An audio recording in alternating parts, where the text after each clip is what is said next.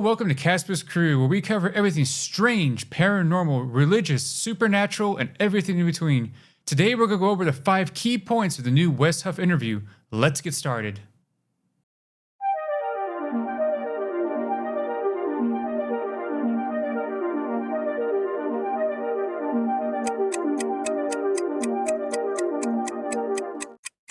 How many people you think of somebody that went to school and got their, degree from certain universities that we have in America could have sat down with Billy and not exposed, but revealed the number of leaks in his arguments? How many people would be able to do something like that? Somebody that studied theology. Oh, I think quite a few. And what's that number like? Is it in the tens of thousands? Was it things that was not level of depth that anybody could have overcame? That's 100%. Okay. Yeah. I don't think that the accusations that Billy was making, they're not unusual in the sense of, and I'm not really sure where Billy got a lot of the arguments that he actually. Billy got them from Ancient Aliens.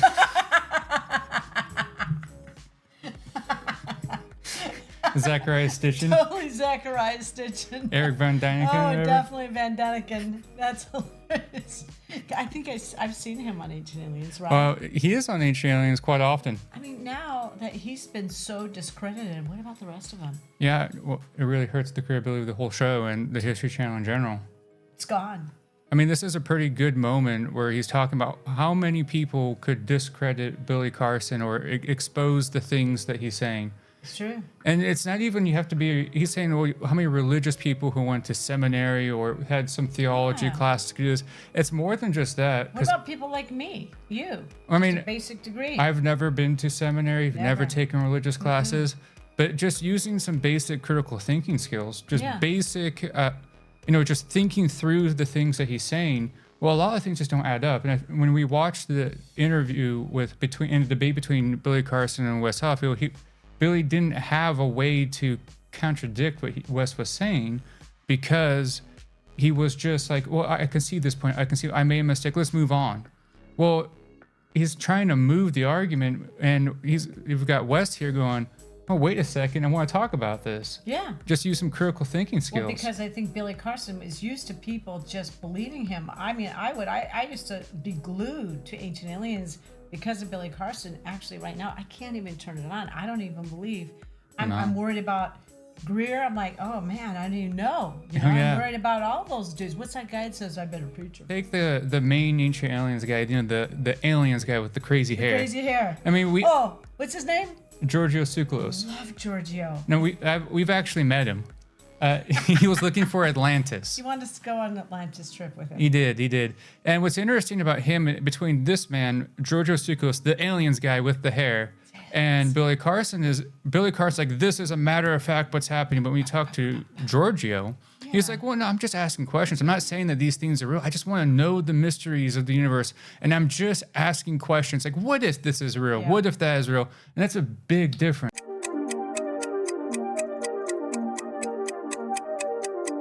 She articulates from, because like I said, Wikipedia articles could debunk him. Like you look on, he uses something like the Gospel of the Holy 12 for his evidence. Well, the Gospel of the Holy 12 on the Wikipedia article will tell you this is a 20th century forgery. Like we don't have any evidence before the 20th century. It was designed by a group that was trying to prove that Jesus was a vegetarian. But it's not a historical document.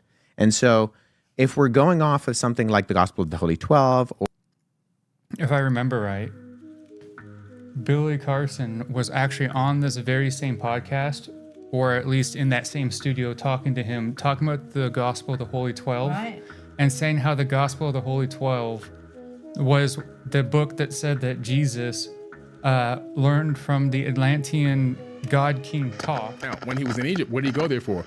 To learn the Egyptian mysteries. Who taught the Egyptian mysteries? Thoth, the Atlantean priest king. The person I wrote this book about. Where did you get this information? What book did you read that said this? Because this isn't, you didn't come up with this. You read this from somewhere. What did you read that told you this? The Gospel of the Holy 12. About the mystic arcs, and then went across the desert to India then which he says is, corroborated by the Dalai Lama. Oh, wow. And learned the mystic raking, and that's how he healed people. See, that's insane. And then we have Wes Huff here saying, well, this, and he's absolutely right, because I tried looking it up too, and I couldn't find it anywhere except for some 1900s kind of stuff. What did they say? BS? No, yeah.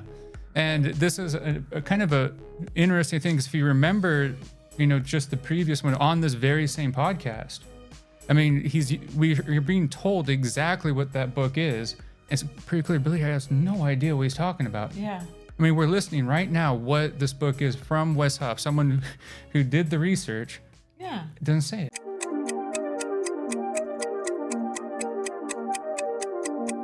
And the question is, what is the difference? Okay, basic difference, Christians, Catholic, Orthodox, Presbyterian, Baptist, Right. Mormon.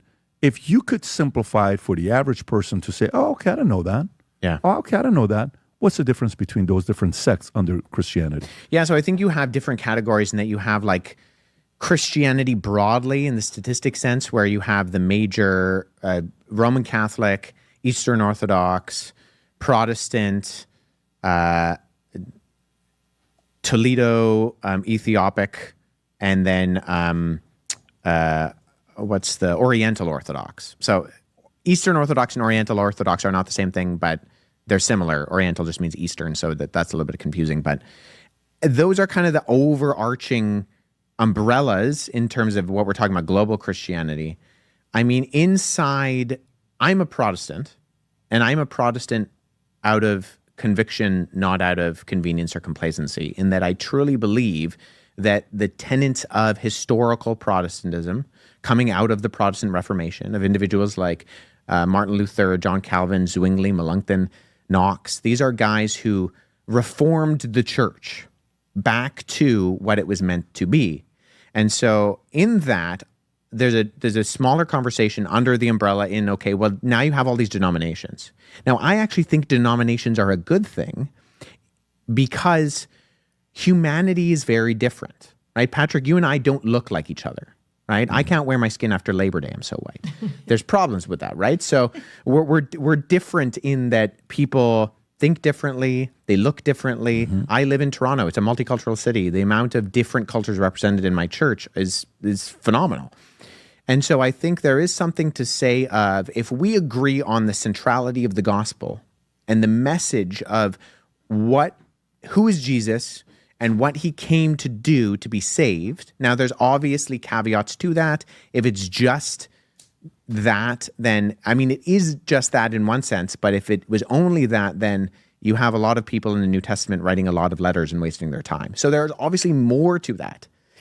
But I work for an organization, Apologetics Canada, where I'm a Baptist, and all the other individuals who are on my speaking team along with me are not Baptists. So my colleague Steve is Anglican. Andy is, I believe, is Mennonite Brethren. And then Troy is non-denominational charismatic. And we work fine. In fact, I think we complement each other in a lot of ways, in that we have our disagreements theologically, but the disagreements are always on secondary issues. And I think there's room for that. There's room to disagree on secondary issues, as long as when we are coming down to what matters, when we are going out and we are articulating what is ultimately true with a capital T in the gospel, we all do agree on that.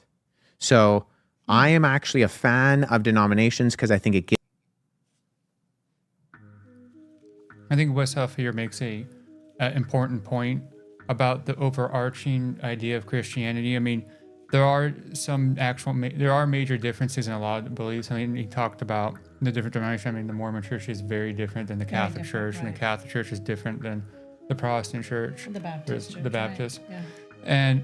And even I agree with his central messaging. I think it's a good thing, his central messaging, but at the same time, the small issues that he's talking about is what caused a whole heck of a lot of people to die. With the 30 Years' Wars, with the Hussite revolts, you've got Joan of Arc writing to the Hussites saying, hey, you don't do that, I'm going to genocide you. Right. Stop doing that. So these small differences are important.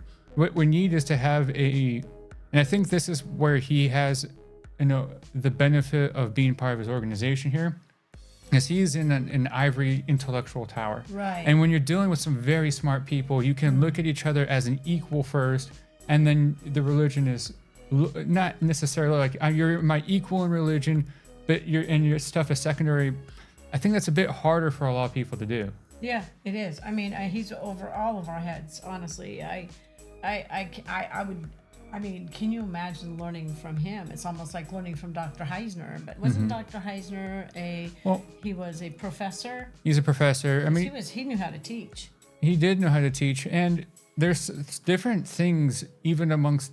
He listed some of the major Christian world religions. Right. Now, every single one of those has a different Bible that they read, and a different version of Hebrew that each one uses. Right. When I went to the Catholic Church, they taught me something completely different than when I went over to the Mormon Church.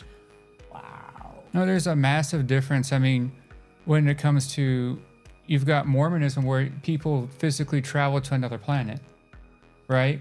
That's their, and then they can become gods of their own world, right?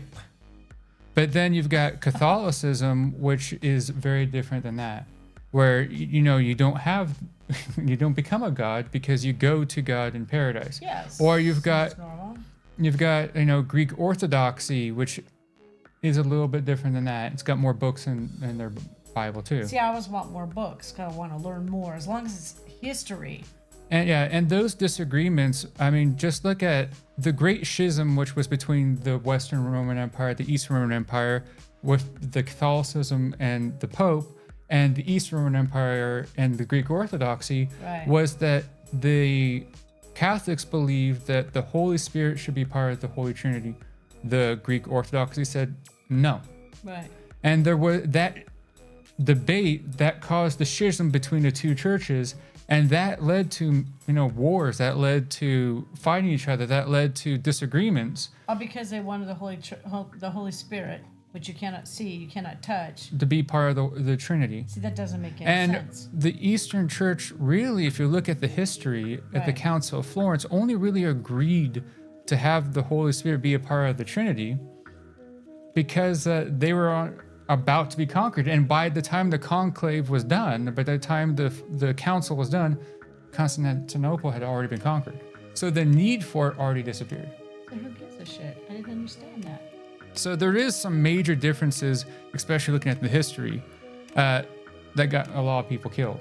But at the same time, I do agree that if we can focus on the overarching thing, this is a good message to have. Right. Even though the weeds can quite literally be deadly. Yeah, that's a nice way of putting it.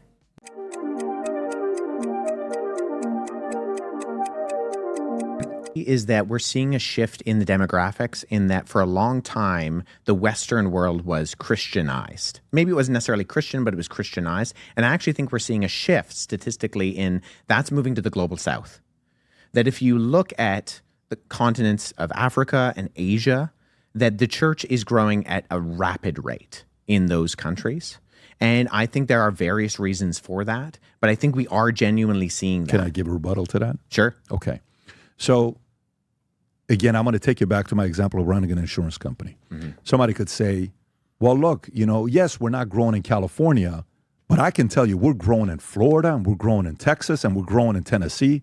That's because we were never in Texas, Florida, and Tennessee. We just moved into that market, right? Sure. So somebody may say, well, that's because we're just breaking into that market in Asia or in, South, whatever, Africa or some of these places, or even the Middle East. By the way, Christianity is growing in Iran in ways that most people don't know. The percentage is exponential in Iran that's growing. The stories I get and the testimonies, it's unbelievable when I see some of this data that comes back. Yeah. And I'm glad you're saying that, because my main focus is really the West. Yeah. Because West is the one that's gotten a black eye. UK is West. Sure. Us, West. Sure. Canada, West. Yeah. Why do you think the West has taken a hit when it comes down to attendance, the church? Why do you think? Yeah, I'm going to back up. I'm going to answer that question, but I'm going to back up and say that to the kind of rebuttal of, well, we're introducing Christianity into those places, I would actually say that Christianity was there long before it was ever in the West, in that North Africa was where a lot of the major church historians come from. Apart from the Apostle Paul, you have individuals like Athanasius of Alexandria. These are people who are Augustine. St. Augustine was a North African. Like some of the most prominent individuals within early church history were from the Middle East, were from Africa, and Christianity was in Asia and Africa long before it was anywhere remotely close to places like North America. And so I think what we're seeing actually is not an introduction, but the revival of a lot of those countries. So I think that's a fair, and I think it could be both, right? Because some places it. Wes Huff here is absolutely 100% correct. Yeah. Most, if not all, the early church fathers are from North Africa. Clement of Alexandria, Origen of Alexandria, both of them from Alexandria, Egypt. Eusebius is probably from Syria, the Levant area. Right. So you've got all these church fathers, the earliest church fathers, they are all from North Africa. Carthage, which used to worship Moloch, was a bastion of Christianity, Tertullian. Right. And all that.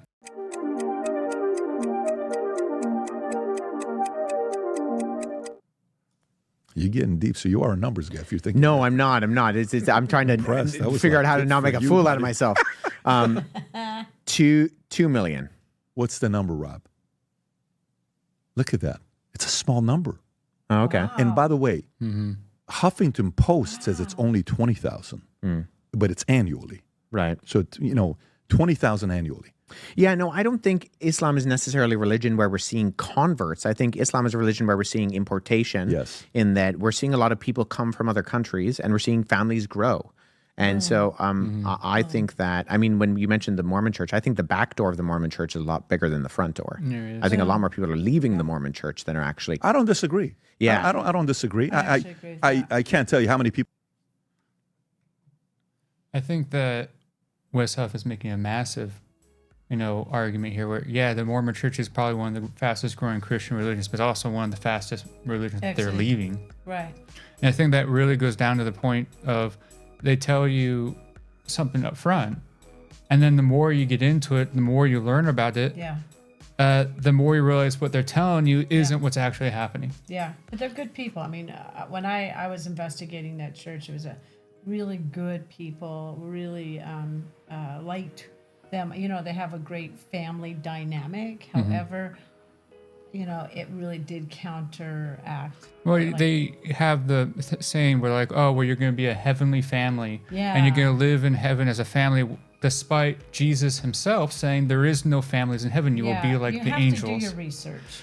So that's a direct contradiction. And then when you've got the Book of Mormon, there is no marriage in heaven in the Book of Mormon. So I think that when you start getting into these things, you start reading them, I think that's why there is a big back end of people leaving. What's the motive, right? I don't understand why they can contradict themselves in their own books. What they say is modern revelation, that the modern prophets, their modern prophets will say, well, through modern revelation, these things have changed. I think it's odd. And it is odd. So I think Wes Huff brings out an important point. And this is a bigger point where I think that it goes against what they were saying earlier, or at least Patrick was saying earlier, like, hey, it's the fastest growing Christian religion. It's like, it's also the fastest leaving one. Well, I think that when I was in it too, there was a lot of their leaders telling us what to do. And that kind of bothered me. It's authoritarian. I wanted to learn.